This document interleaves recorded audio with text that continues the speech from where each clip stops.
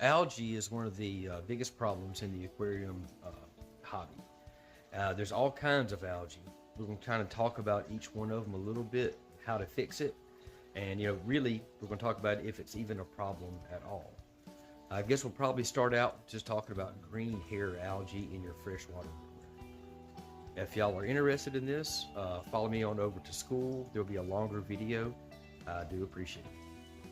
Okay, so green hair algae in your freshwater aquarium. Think of it like this. Algae is not an indication that the tank is in a bad way. It's not an unhealthy sign. Every natural body of water on the planet has algae at some point in time. It has algae, diatom blooms, slime algae, cyanobacteria.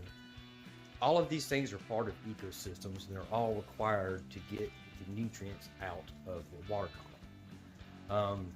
So in your freshwater aquarium, as you can see the green hair algae that I have here, which by the way the guppies love, not to eat, but they like to swim through it and whatnot. This algae is growing because I leave these lights on this tank to grow that algae for the guppies. And they say that algae comes from phosphate and nitrate. Yeah, it does, I'm sure, to a certain degree, but from what I've learned, I have tanks that have high nitrate and phosphate, which has no algae at all. So the best way to combat algae, I guess, is what the really reason why most of you are here. You have to think of it kind of like this. Algae is kind of like a plant. It needs light and it needs nutrients to grow. If you turn off the lights, it won't grow. If you take all the nutrients out, it won't grow. Think of it like a fire. A fire needs a flame, it needs fuel, and it needs a spark for a fire to exist. And when it comes to algae, think of the algae as the flame, think of the light as the spark, and think of the nutrients in the tank as the fuel. So if you take either three of those things out of the equation, your algae will go down, if not go away altogether.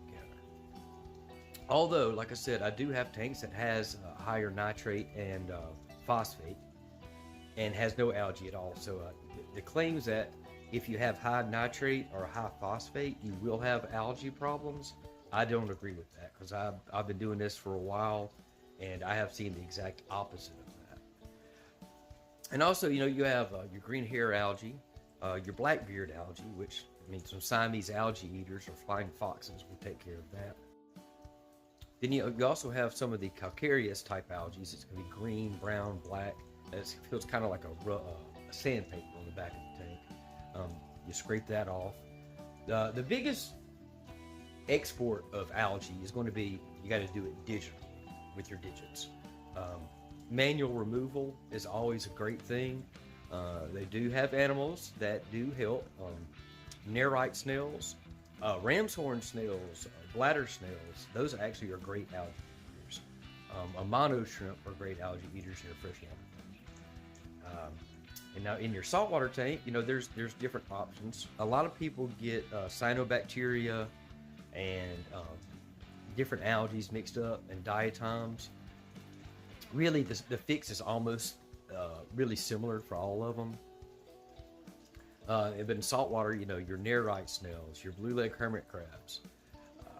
There's all kinds of things that eat algae. Some fish will eat algae, like the hair algae, but although they don't eat it when it's very long.